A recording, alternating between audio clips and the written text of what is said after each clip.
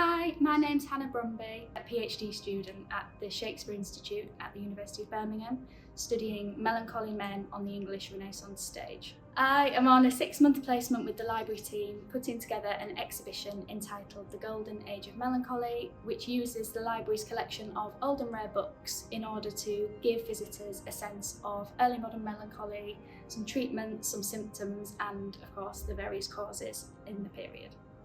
So melancholy is a condition that we would probably now refer to as depression, anxiety, any of those disorders. In the early modern period, it was considered a simultaneously psychological and physiological disease, so it really sort of took a hold of sufferers in quite a dramatic way.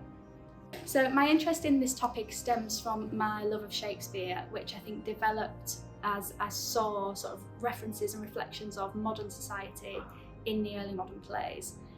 With melancholy in particular, I think our modern understanding of mental health is a really important aspect that is reflected in these early modern texts.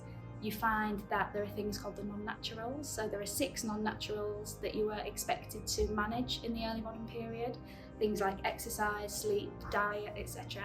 And they are things now that we see reflected in our modern sort of treatment and management of mental health. So if one's anxious, for example, it's great to go and have a walk, change your diet, get some more sleep, etc.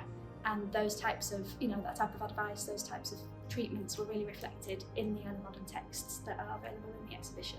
My favourite text in the exhibition is Timothie Bright's A Treatise of Melancholy, which was disappointingly small in person. I'd never got a chance to study it in real life. But Bright was a clergyman and physician, so he's got a really interesting dual perspective on sort of the treatment and symptoms of melancholy. And he was one of the first writers of the period that really encapsulated the condition as both a physical and psychological illness.